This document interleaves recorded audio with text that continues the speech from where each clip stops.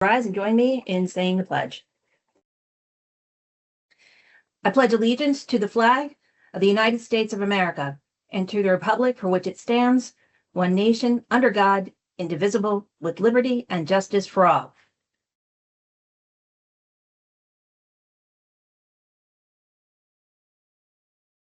So, agenda item number 3 is public comment.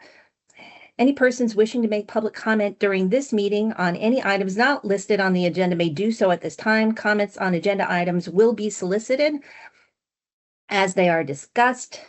With our virtual meeting, this is how you will indicate that you would like to speak. Please click the raise hand button in Teams during the meeting and/or type "I would like to speak" in the Q&A panel. Your request will be seen by the moderators and they will be addressed in the order in which the requests are received. How speaking will work. When it's your turn, your microphone will be enabled. Please state if you're a township resident or a business owner. One speaker will be heard at a time, and the cameras for attendees will remain off. Is there any public comment at this time on any agenda item that is not, or any item that is not on the agenda? Moderators, do we have any? No. Okay. No. All right. Well, then we'll move on to agenda item 5. Wait, no, 4. Sorry, I have multiple side pages here. We want to make an announcement of our virtual meeting this evening. Due to the unpredictable winter storm, the Board of Supervisors agreed to hold a virtual board meeting as an emergency to ensure the safety of all of our participants. I'll entertain a motion to authorize this virtual meeting as an emergency based on the significant weather impact for Monday, January 26, 2026 at 7 p.m. Chair Bamford, I just wanted to state one thing. We were asked about this. One of the things we did have as a precaution, just to make sure it was totally compliant with the second-class township code, is there was an opportunity for if someone physically showed up at the township building, there's staff there to let them in and join this virtual meeting. And I just wanted everyone to be aware of that and that it be on the record. Thank you. Thank you, Solicitor Kilkenny. So I'll move to authorize the virtual meeting. Is there a second? Second. Any public comment? All those in favor say aye. Aye. Aye. Any opposed? Motion carries. Moving on to our consent agenda, agenda item number 5. I'll entertain a motion to approve the consent agenda as presented for the following: the minutes of the January 5th, 2026 Board of Supervisor meeting, payment of bills for January 26, 2026, and the Meadows at Parkview end of maintenance period. Do I hear a motion? So moved. Is there thank you. Any discussion? Any public comment? Hearing none. All those in favor say aye. Aye. Any opposed? Motion carried. Moving on to planning and zoning. Agenda item number 6. Applications for the 2025 Tree City USA Recertification and Growth Award. Mary Ann McConnell, Director of Planning and Zoning. Thank you. The Tree City USA program is sponsored by the Arbor Day Foundation in cooperation with the USDA Forest Service and the National Association of State Foresters. Gives national recognition for urban and community forestry programs in towns and cities that meet the following 4 standards: a tree border department, a tree care ordinance, a community forestry program with an annual budget of at least $2 per capita, and an Arbor Day observance and proclamation. The application process is completed online at arborday.org. Attached is the application signature page and the 2025 annual work plan. Montgomery Township has received the Tree City recognition for the last 28 years and has received the Growth Award for 24 of those years. It doesn't seem to be an action that the board needs to take. Was this was just informational, correct? Just an informational, yes, no action is needed. Okay, wonderful. Is there any board discussion or any questions? All right, hearing none, we'll move on to the next agenda item. This is public safety, agenda item number 7, authorization to purchase and replacement police department vehicles. Chief Peoples.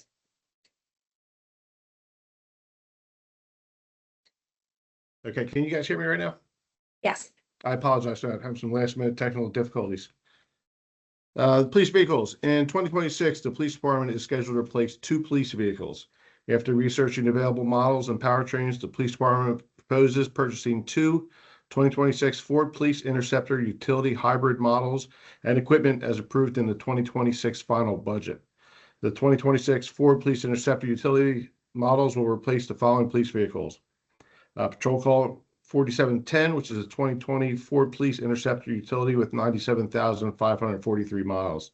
The other vehicle is Patrol Car 4711, which is a 2021 Ford Police Interceptor utility with 79,046 miles. Attached 2 quotes dated January 9th, 2026 from Fred Breen's Ford Lincoln, an authorized vendor under the CoStar's Cooperative Purchasing Program, to provide the requested vehicles at a cost of $93,344. This cost is 8.87% off the manufacturer total suggested retail price of $105,210 and represents the savings of $11,866. The equipment meets the specifications prepared by the police department. Also attached are quotes updated January 17th from Havas Incorporated, an authorized vendor under the CoStar's Cooperative Purchase Program, to provide the requested vehicle equipment and installation at a total cost of $47,963.50. This cost is 8.8% off of the manufacturer's total suggested retail price of $54,474, representing a savings of $66,510.50. The equipment meets the specifications prepared by the police department. Total cost to replace 2 police vehicles, including all the equipment and installation, is $141,000. $141,307.50. The total in the budget was $139,915.10, which was included in the 2026 approved final budget. The police department capital replacement to purchase police vehicles and emergency equipment. It is recommended that the Board of Supervisors approve the award of the contracts for the reference purchases per the 2026 approved final budget. Thank you, Chief. So just a little bit over budget, but not too bad. Yeah, $1,392.40, but I think the price is actually going to go down because we're changing a couple of the way we're doing the vehicles. So I think I'm actually going to come in under budget, but I couldn't get that paperwork in time for tonight. Oh, thanks for sharing that update. Are these actually going to be delivered this year? They will. Obviously, everything's going to be extended, but we will have them for the end of the year. We did let them know that we're moving forward with it, so at least we have something earmarked with them. Oh, fantastic. Any other board questions or discussion? I'm just glad. I want to highlight the fact that they're hybrid. That's a very good environmental aspect. So I'm going to give you a thumbs up on that. Yep. This is our second round. The ones we got last year were hybrid as well, and they've been doing fine. No problems at all. Great. All right, well, there are 2 separate motions for the 2 different vehicles. So I'll read the first one. I'll move to award the contract for the purchase of 2 2026 Ford Police Interceptor utility hybrid vehicles from Fred Bean's Ford Lincoln, an authorized vendor under the CoStar's Cooperative Purchase Program, at a total cost of $93,344 per their quote. Is there a second? Second. Any public comment? Hearing none. All those in favor say aye. Aye. All right, and the second motion is to award the contract for the purchase and installation of equipment. Sorry, it's not. So 2 separate motions. One for the vehicles, the second one is for the equipment. for these vehicles from Havas Inc., an authorized vendor under the CoStar's Cooperative Purchase Program at a total cost of $47,963.50 per their quote. Second, Second. Any discussion or questions? Public comment? All right. Hearing none, all those in favor say aye. Aye. Aye. Any opposed? Motion carries. All right, Chief, and now we have the review of the PennDOT LTAP Technical Assistance Report for Grays Lane. Thank you. After receiving the public comments concerning the chicane installation on Grays Lane and the subsequent removal, the Board of Supervisors sought quotes for a traffic calming study of the area. PennDOT was identified as having the means to do a study at no cost to the township. It's called LTAP, which stands for Local Technical Assistance Program. Their review of the whole situation was they gave us different options that we could do as far as traffic calming. One of the biggest things they identified is having an actual traffic calming policy.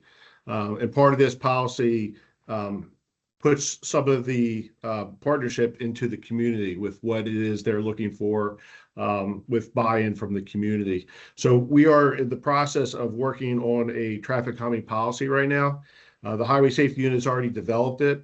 It's been reviewed by myself and the township manager, and this policy is going to be going forward to the Public Safety Committee on the February 4th meeting. Hopefully, we'll have everything buttoned up and ready for you to review it on the February 9th township meeting. And so I know that, this is a topic of great interest for people who live along Grays Lane, myself included. So I would highly encourage anyone who has an interest in reviewing that traffic calming policy to attend that next public safety meeting. And, thank you for providing this report. Any other board discussion or comment at this time? There's no action required on this agenda item. just to be clear, this could apply to any of the residential or roads in Montgomery Township eventually. Well, the way the traffic calming policy works is it actually identifies what qualifies for traffic calming and what doesn't. So there's a bunch of parameters that you have to have for the traffic calming policy to fit that. So one of them being 25 miles per hour speed zone. Another one being it has to be a side road, not a major road. But again, there's a bunch of things in there. So not every single street that someone's going to say that they'll do traffic calming that would qualify for it. Thank you. But for that. nothing is specific. Yeah, nothing specifically says Grays Lane. It's just kind of very That's high correct. level as far as, okay. But Grays Lane does fall within the Yeah. parameters for the traffic calming Correct. policy. I have a question, Chief. Just so we'll put this policy into place, and then are we going to discuss the options that LTAP gave to us for Grays Lane specifically after that point? Yes, absolutely. Okay. And we're going to do that in the Public Safety Committee and then bring it back to the board? We can certainly discuss the policy and the different options that are there and go with the recommendation. Okay. Thank you.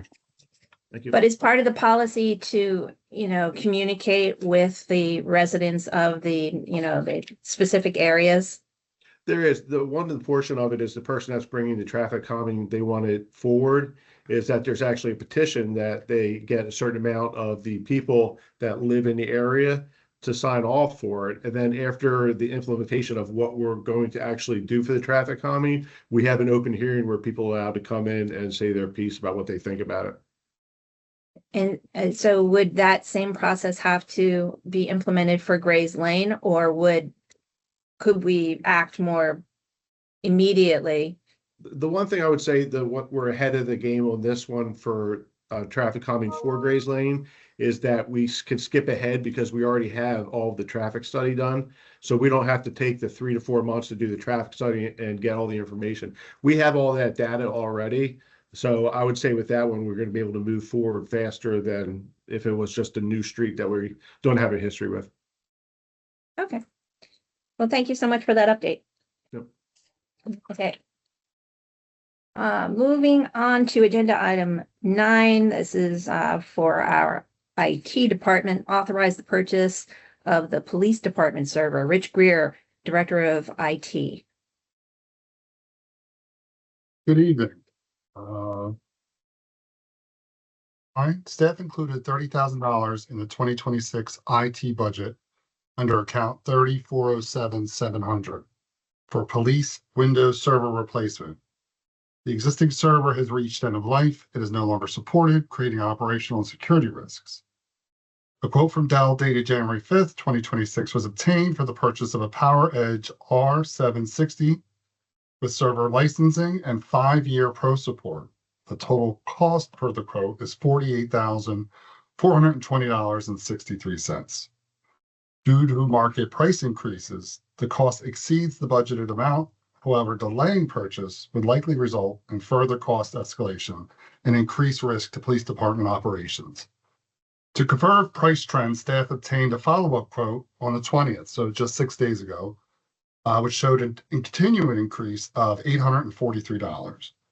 Staff has also reached out to the vendor and asked about these price increases, and we're told that their quarter is ending soon and that we should expect 10% increases across the board for all their products. So a total of $30,000 was included in the 2026 budget for the server. The actual cost of $48,420.63 exceeds the budget amount, requiring approval to proceed. It is recommended that the Board of Supervisors approve the quote from Dell for $48,420.63 to replace the police department server. A little more background on this. When we did our budget in August, we've obtained quotes for this pretty much identical server, and at that time it was $27,000. Staff knew there was going to be some increases, so we put in 30, and we were woefully under that number. And we do not see this changing. We worked with chief, we worked with staff and determined what items were required, and this was one of them. The police server was one of those products we wanted to get in beforehand, before the prices even got worse. So we are looking up and down our inventory and our replacement schedule to ensure they're not missing out on anything that's mission critical, but we'll figure out a solution to deal with these price increases for those other items. Rich, Okay. is Dell the only place that this is available at? No, we can get servers from other vendors, but we're seeing these increases across the board. Okay. It has to do with the memory. That's where we're seeing a lot of those, a little bit in the other silicon that comes inside the server with the hard drives and whatnot, but really the memory, and that's across the board.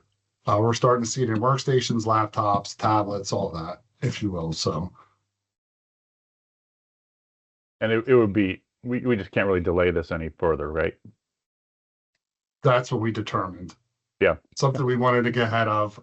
Unfortunately, the plan to replace the server that we purchased in 2017, so 9 years ago this month, we replaced the server that's in place, was $120,000. And the reason that server was so expensive is because we were doing things like body cams, in-house closed circuit television. All of our records management was all internal. And I remember the chief at the time saying, "Can't we go cloud?" I said, "Your next server, I promise you in 10 years, will be much smaller because you're going to be cloud everything for your body cams, for your closed circuit cameras," which is true. The records management is all up in the cloud. And the plan was to spend around $20,000. So from 120,000 down to 20 and get another 10 years out of it. And unfortunately, that just didn't work out. Thank you. So the 843.01 is factored into that 48,420, that increase that you mentioned, rising by 841.01 from the earlier. No, that's if we were to go ahead and requote it. Okay. Yeah, so okay. they were mentioning that it even requoting wasn't a guarantee. And if you Okay. waited the 30 days, they would actually cancel the order and make you requote at a higher Make you cost. requote. Gotcha. Yes, but we are confident we are going to get this server for the price that we have here in the budget. Yeah, that's a huge increase from August. It is Wow. crazy. It is. Yes. Any further discussion? All right, I'll move to award the purchase of a new Dell PowerEdge R760 server with Windows Server 2025 licensing and a 5-year pro support under CoStar 003-E22-603 per the quote dated January 5th, 2026 for $48,420.63. Is there a second? Second. Second, Any public comment? Hearing none, all those in favor say aye. Aye. aye. Any opposed? Motion carries. All right. Agenda item 10, approve the upgrade to the Township Building Admin Wing Door Access Control. Rich Greer, Director of IT. Thank you. The Township Buildings Administration Wing currently uses an outdated access control system that requires modernization to maintain security and operational efficiency. The Police Department's access control system was upgraded in the fourth quarter of last year, and this project will bring the administrative wing for the Township Building to that same standard. The proposal upgrade will transition the system to a Vigilon cloud, install new control panels, convert existing access control doors, and replace 16 standard card readers with multi-technology readers. Existing proximity cards, the fob on your keychain, they will remain functional, but will now have an option to upgrade with future enhancements. This upgrade strengthens building security, improves reliability, and ensures consistency across township facilities. Funds for this project are included in the 2026 IT budget, allocation of $25,000 for admin access control. The proposal dated January 23rd, 2026 from CM3 Building Solution totals $24,184, which is within the approved allocation. It is recommended that the Board of Supervisors approve the quote from CM3 Building Solutions under the CoStar's Cooperative Purchase Program 040E25284 at a total cost of $24,184 per their proposal.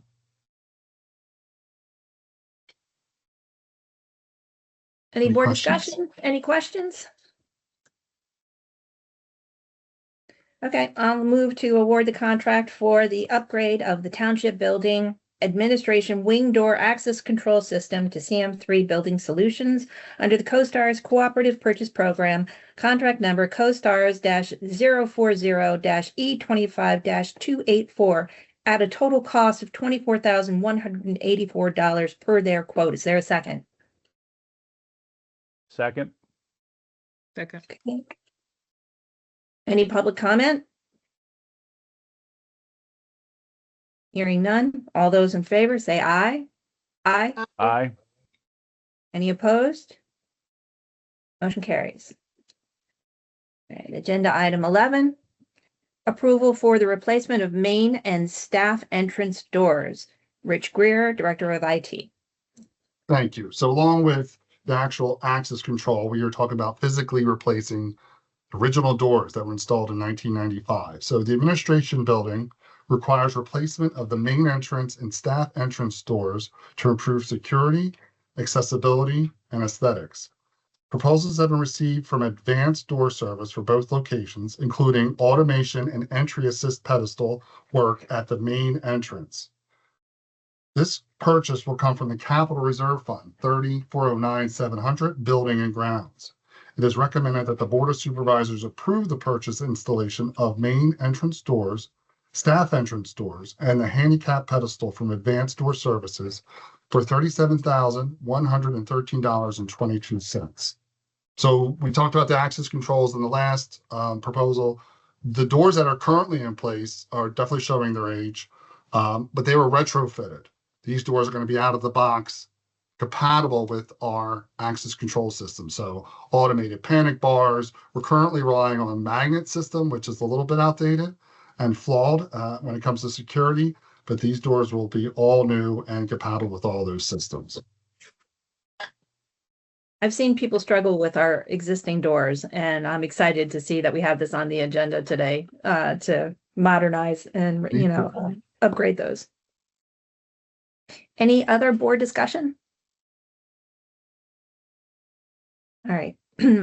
I'll move to approve and award the purchase and installation of the main entrance doors, staff entrance doors, and accessibility pedestal hardware at the Montgomery Township Administration Building to Advanced Door Service under the CoStar's Cooperative Purchasing Program in the total amount of $37,113.22 with funding from the Building Maintenance GL account. Is there a second? Second. Any public comment? Hearing none. All those in favor say aye. Aye. Any opposed? Motion carries. Passes. And one more item for you, Rich. Item number 12, request authorization to purchase and install network switch replacements for the Recreation Center. Thank you. The Recreation Center currently utilizes a Cisco 3650 switch stack that has reached the end of life. To maintain network reliability and security, staff recommend replacing these switches with 4net models. This upgrade will ensure compatibility with existing infrastructure and support future network demands. A quote from Omega Systems, CoStar's 03 E29636, dated January 20th, 2026, outlines the hardware and services required for this project. Proposal also includes switch configuration, installation, and project management services. Funding for this project is available in the 2026 IT budget under Fund 30, Capital Reserve, Department of Recreation, with a budgeted amount of $14,500. The proposed expenditure of $14,236.05 for this purchase and installation of 4net switches, as quoted by Omega Systems, falls within this approved allocation. It is recommended that the Board of Supervisors approve the quote from Omega Systems under the CoStar's Cooperative Purchase Program 003 E23636 at a total cost of $14,236.05. Thank you, Rich. Any board discussion or questions? All right, hearing none, I'll move to award the contract for the purchase and installation of network switch replacements for the Recreation Center from Omega Systems under the CoStar's Cooperative Purchase Program, contract number CoStars-003-E23-636 at the total cost of $14,236.05 per their quote. Is there a second? Second. Second. Any public comment? Hearing none. All those in favor, say aye. Aye. Aye. Any opposed? Motion carries. Well, thank you so much. Thank you, Rich. And I just feel like we need to give a big shout out to Rich, who also coordinated on at last minute notice having our meeting virtual today. And as always, he and his team do an excellent job for us. So thank you, Rich. Thank you. You're here. All right, moving on to administration and finance. Agenda item 13, the adoption of the sewer rate ordinance amendment. Carolyn McCreary, Township Manager. Good evening. At your January 5th public meeting, the board reviewed a memorandum from Municipal Sewer Authority Executive Director Shannon Drosnoff requesting the board's approval to advertise an ordinance amendment for sewer rental charges. She noted that historically the rates have been updated by ordinance. However, that's not an industry standard, and the authority is proposing to move towards industry standards, which would allow them to dictate their future rate increases, which would be approved by a resolution of their board, and it would no longer be adopted by a township ordinance. The board authorized the advertisement of the proposed ordinance amendment, and it was properly advertised by the Township Solicitor's Office. So we are now recommending that the board adopt the ordinance amendment, and upon adoption, we would make the Montgomery Township Municipal Sewer Authority aware of this, including their solicitor. Thank you, Carolyn. Any board questions or discussion? Hearing none, I'll move to adopt ordinance number 26-355, amending section 187-78.13 of the Montgomery Township Code, sewer rental charges. Is there a second? Second. Any public comment? All right. Hearing none, all those in favor say aye. Aye. Any opposed? Motion carries. Thank you. Thank you. Moving on to agenda item 14, review of the time frame for the 2025 audit and 2026 audit information. Blaine Berkey, Director of Finance. Thank you. Evening, everyone. Per the information provided by our audit firm, Maley LLP, the audit plan is to issue the report by June 30th, 2026. Then there's a little table there that summarizes the schedule. Staff has everything to them by beginning of March. They will start procedures a week after that, and they will have it issued by June 30. And also note on the 2026 audit, per the recommendation of Montgomery Township's elected auditors, a request for proposal will be issued for the 2026 audit. The committee acknowledged the high quality of the work that Maley does for the township and the excellent reputation of the firm, but feels that bidding the audit every 3 to 5 years is a good practice. Maley will be included on the RFP as well as 3 other firms.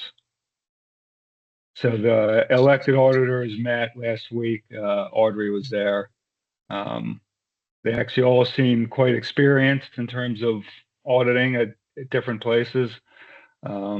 2 of them knew Maley, spoke very highly of them, but it just felt like bidding the audit would be a good practice. So let me make a correction. I was not at the meeting with the auditors. I was at our finance committee meeting. Oh, right. I'm sorry. Yeah, that's right. Yeah. Right. And we did talk about it there. And Yeah. I think it's a great best practice. Absolutely think it's a great best practice. So I don't think anything is required by the board for that, but. Yes. So there's no action necessary, but I really appreciate you coming and giving us that report and the timetable for this year's audit. I think it's an important thing to communicate proactively. So well done. Thank you, Blaine. Welcome. Do we And remain in also, com- I'm sorry, it should be noted that GFOA's deadline to submit the report to them is June 30th. So we expect that we'd be able to meet that without any issues this year. Okay, wonderful. We received an extension last year because of the fact that we had a period of time where we didn't have a finance director, as well as Maley having some staffing challenges, as well as a lot of the other accounting firms. Maley, this year, will they be presenting the audit to us? They can, Right. if that's the board's desire. I have always enjoyed their presentations in the past. I know that they were short-staffed though, and I didn't know if that had, if that was, part of the reason why they didn't come and present it to us this year. They have not presented the last 5 years. So since I've been there, they have not presented the audit. It's typically been done by myself and the finance director, but we can certainly bring them in and let them go over the report with you. So I'm remembering pre-Carolyn McCreary presentations. So, that's so funny though. It's like I have this very distinct, recollection of them coming and making those presentations, and but apparently I didn't miss it all that much. Well, you have to and- remember too, I came in 2020 and a month and a half later, we had a pandemic. This is why we are able to run a Teams meeting so smoothly, because we have experience with this. So Yes. I think that probably stopped it, and then we just didn't continue it. But we We can never- certainly, when we're we never there, resumed. invite them to come to a public meeting and present. Well, Is it I usually think- the person that actually conducts the audit that would present? Or is it just, any one of their, I don't know if this is something you can answer, Carolyn, if you didn't actually experience it here. So in my experience, when an auditing firm has come in, Mhm. it's been one of the partners who's come in, Okay. typically the partner who oversees the manager, but they also might send the manager of the engagement in as well. But it's not someone who just doesn't have any tie-in with the work. Okay. So we can revisit, who makes the presentation at a later date.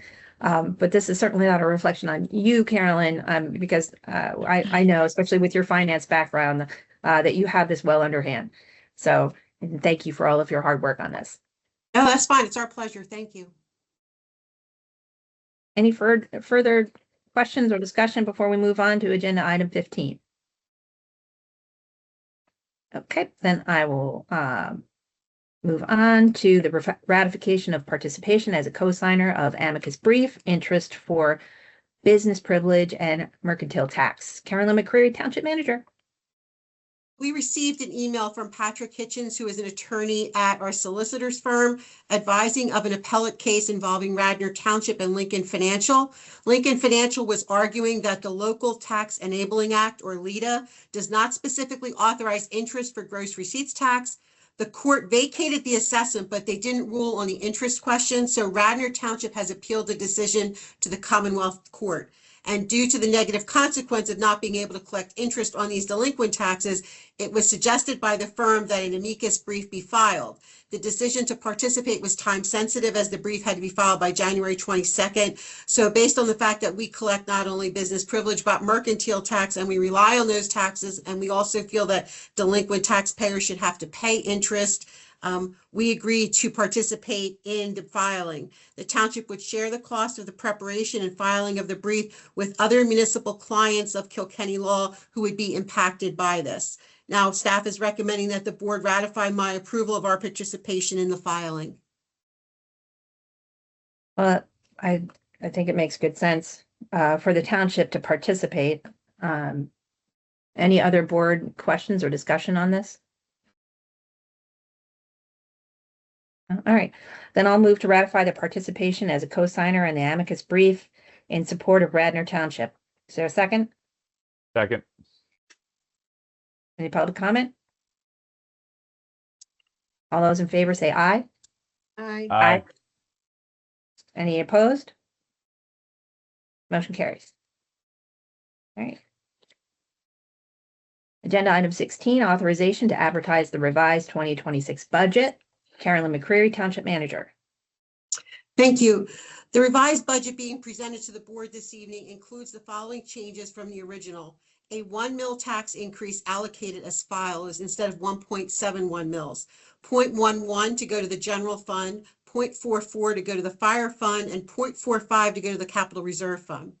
The real estate tax revenue for the capital reserve fund is now being shown separately as a revenue line item, like the other funds, as opposed to an interfund transfer. The only interfund transfers that will show up going forward will be those that the board authorizes based on any surplus that the general fund might have and that the board wishes to put into capital reserves. The total real estate tax revenue decreased slightly as the latest township assessment report from the county shows our total valuation has declined.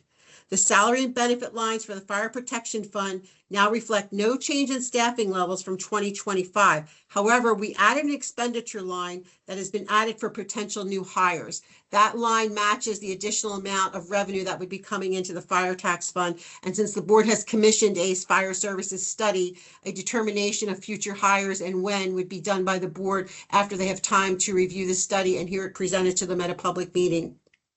The real estate tax revenue changed slightly in the park and recreation and debt service funds due to the homestead exemption being allocated differently because of the new millage rates. The beginning fund balances, while they're still preliminary until the audit is issued, have been updated based on the latest year-to-date numbers. Staff is recommending that the Board of Supervisors authorize the proposed revised 2026 budget as being available for public inspection with the adoption scheduled for the February 9th public meeting. This would make us 6 days in advance of the required February 15th deadline that has to be in place when you reopen a budget. Blaine is available to answer any questions specifically about the numbers. In the budget that you were presented, the numbers that changed were highlighted in yellow to make it easier for you to see. He also added a number of footnotes. So Blaine, I'm going to let you talk about your footnotes as well as any changes that you feel the board needs to be made aware of other than what we put into their summary. Okay. So the footnotes are on page 1, the fund summary. It just kind of explains how the tax is calculated. It's a little confusing with the homestead exemption. There's a homestead exemption doesn't just come off the assessment. You kind of it's like a tax deduction versus a credit on your personal taxes. You know, you kind of have to calculate the tax first based on the assessment, and then factor in the homestead exemption after that. So that explains that a little bit. Like Carolyn mentioned in her overview, the capital reserve fund was always shown at, so the real estate tax we allocated for that has always been shown as a fund transfer at the end of the year, whereas fire fund, streetlights was always done quarterly as the tax came in. So I don't know, I guess that was just done in the past to show specifically the amount going from general fund to capital reserve. So I just talked about it with Carolyn, and she suggested handling the capital reserve real estate tax like we handle the other funds, which I think makes the most sense. So that just changed from the first budget. It would have changed the amount that showed up in the general fund real estate revenue line, because before it was all going in there and then coming over via transfer. Now it's going straight into capital reserve, but did not change the bottom line at all. And then the last footnote there just kind of shows the math a little bit of how the real estate taxes are calculated. The homestead exemption basically being allocated to each fund based on the percentage that that fund gets of the real estate tax. I hope that makes sense.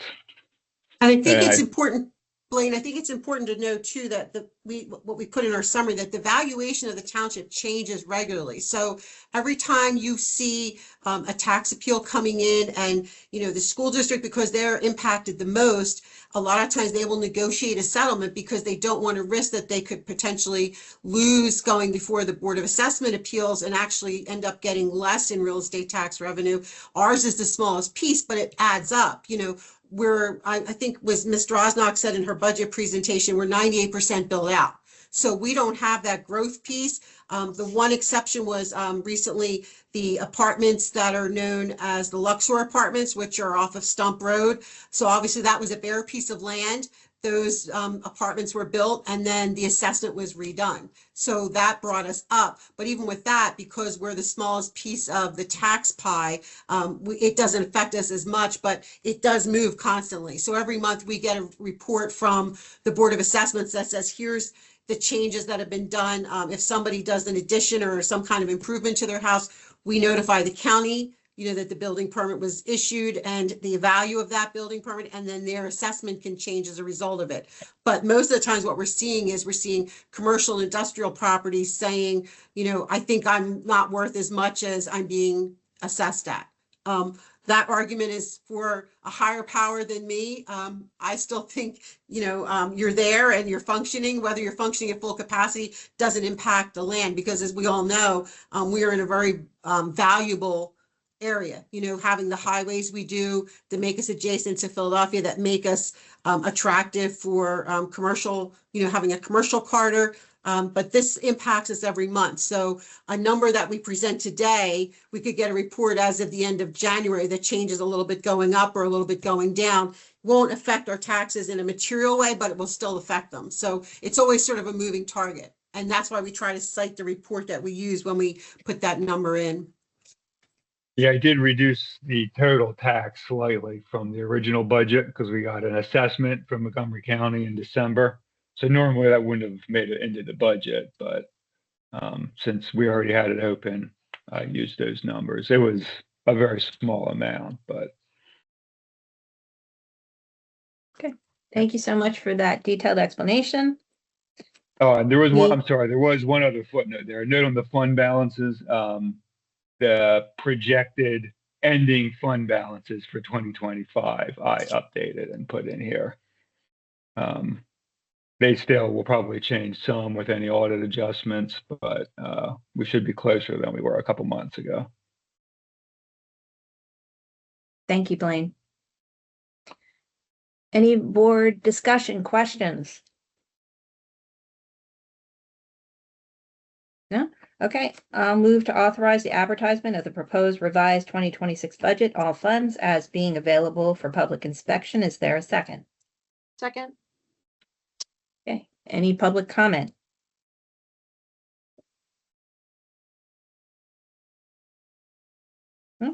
Okay. Hearing none. All those in favor say aye. Aye. Any opposed? Motion carries.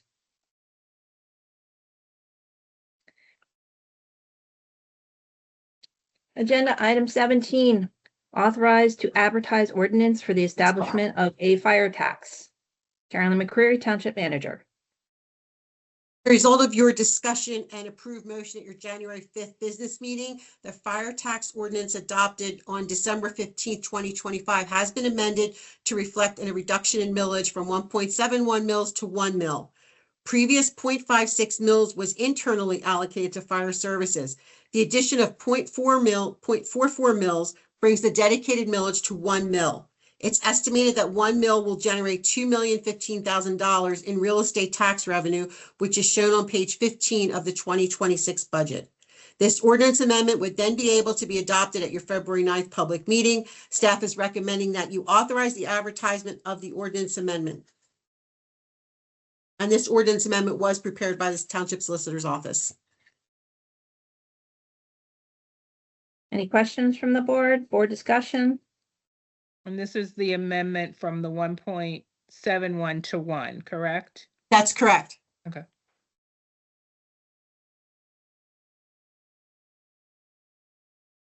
Any further questions or discussion?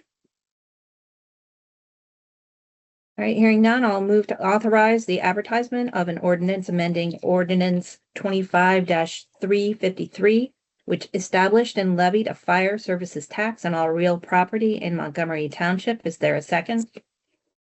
Second. Any public comment?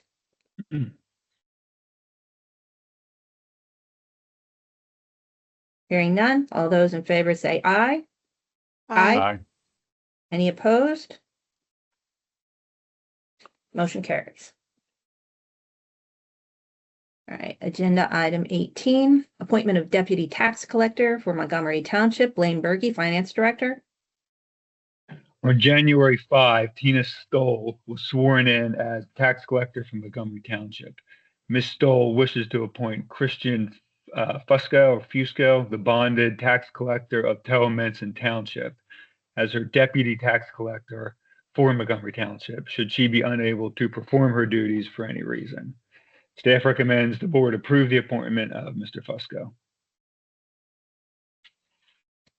I believe this is standard protocol for tax collectors to appoint other deputy tax collectors. So Yes, it is.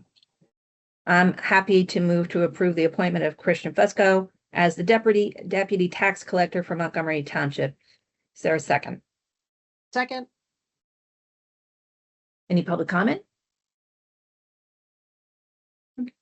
Hearing none. All those in favor say aye. Aye. Any opposed? Motion carries. All right, agenda item 19, new business, department reports. At this point, the township staff has prepared reports for the month of December. If there are any questions, the department directors will be available to answer them on this meeting, or if you have questions and you want to submit them to the township, I'm sure any of our department heads would be happy to follow up with you following this meeting. This is an opportunity, though, for staff to bring items or issues of interest to the board of supervisors, which they need input or direction on. Carolyn, do we have an update on Public Works in the wake of the storm? We are hoping that Public Works is safely tucked into their respective beds after I'm sure they had to go home and clean out their driveways and sidewalks. After a long, arduous time. I believe this is the third successive weekend where they have been called out for some type of weather event. As you know, we were scrambling last week along with a lot of other municipalities. I know it was highlighted, I think, in North Penn now. I am pleased to report that we did get our salt deliveries and we are expecting more. So we are situated well there, but salt only works, as I've learned this, at certain temperatures. So because we're going to see the next successive, I think, 5 to 7 days of, I think we're usually in the 40s this time of year, and we're going to be in the 20s as a high, and the winds are not helping. If ground was just a little bit wet, the wind helps because it dries it. if ground is wet with a little bit of a sheen on it, the wind is not helping. So we would just encourage everybody to just exercise caution when you go out on the roads, even if you think it looks clear, and to just be patient with them because they have 73 miles of roads to do. Even though we're 10 square miles, we have a lot of neighborhoods. And we also have 20 miles of sidewalk, which I didn't realize it was 20 miles. We tell our residents, they have to clear off after a storm. We also have to do it. And it's a lot. Plus, they take care of our buildings. So that was one of the reasons why we didn't open today, because I wanted to give them a chance to get the roads done to their satisfaction and then come in and tackle our parking lot and our sidewalks. But on another note, since we don't officially have a department report, as you know, Derek Muller resigned his position as Public Information Officer late last year to become Director of Parks and Recreation in Quakertown Borough. And I'm pleased to announce that Ava Comas, who works with Derek, has accepted the role as, we're changing it from Public Information Officer to Interim Community Engagement Manager. The reason it's interim is to give us both a chance to see if this is something that Ava likes, because there's an administrative side, not just the communication side. Ava flourishes not only with her articulateness, but her creativity. I think she's going to do phenomenal in this position. And she's a great story because she came to us as an intern. We were looking for an intern just for some help. And then last January, we offered her a position. And a year later, now she's going to be running everything. So congratulations to Ava. And I know everybody on the staff supports her and is really looking forward to seeing her flourish and doing what we can to support her in that. Absolutely. Ava is someone who strikes me as not only highly capable, but incredibly personable and highly competent in all areas of communication. So I wish her well in this new role. Thank you. That's all I have. Okay. Moving on to agenda item 20 then. We have new business, and under new business, we have our committee board liaison reports.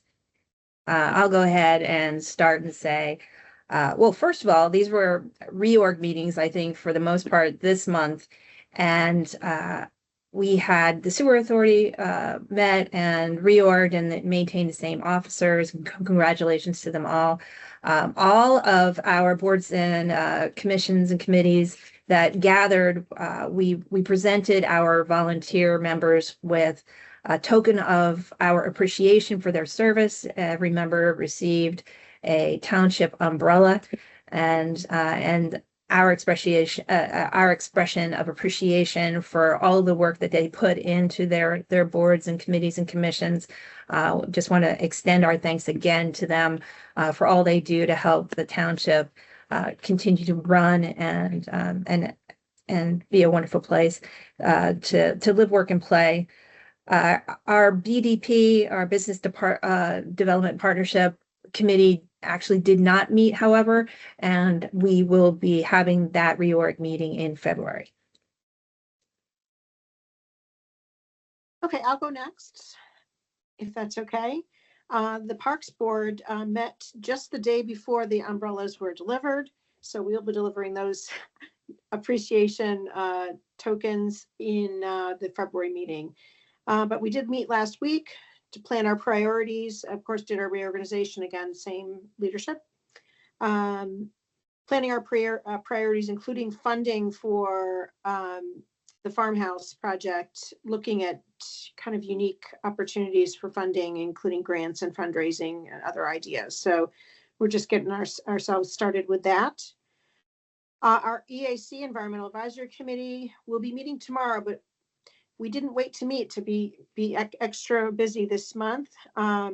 We have a residential lawn replacement program with native pollinator gardens. It's a program that we actually learned about through at our Autumn Fest last year. I have a little flyer here that you can't see, but it's on the website, on social media and on our website. It was offering a seminar, which will be this Wednesday, January 28th, 7 p.m. at the Rec Center. And for those who will attend this and then prepare which obviously right now it's hard to prepare anything because we have several inches of snow on the ground, but they need to prepare their beds for these gardens that are going to replace the lawns, and they can be ready to plant and care for 28 native plants that are pollinator plants. They'll be delivered in mid to late May, free of charge. So this was limited to 50 people. It sold out in one day. I will say to everyone that's listening that was disappointed they didn't get this, that we do have a waiting list. And so if you are interested in this, you can certainly find out more information. We may be offering something similar in the future, but also there may be people that decide this isn't something they're going to be able to attack this year. So maybe we'll be able to move into our waiting list for those who are interested. So trying to kind of put forward, instead of having lawns, which really serve little to no purpose, to making our properties a little more useful to our wildlife. So that's that effort. The other issue, other committee that I meet with is a recycling consortium that we meet 4 times a year. And I have news. I think, Carolyn, you know this already, but the DEP issues checks to each municipality based on activities and efforts that we do for recycling, which is required, by the way. But then they give us money back for doing these events and activities. They finally received, our consortium has received the check from 2023. So they're a little far behind. We're trying to encourage them to get the 2024 check out a little class since we're in 2026 now. But our share will be available soon. I don't think they've made any promises, but they're going to be divvying up that to the consortium members, which there are 11 municipalities that participate, so of which we are the biggest, actually. So we will get the biggest check out of that. So looking forward to that coming to our bank account soon. So that's all are there any questions? Okay. I'll check off here. So I'll jump in, Eric, if you're okay with that. So we had, Blaine actually pretty much gave all of the updates for the finance committee. They did get their umbrellas.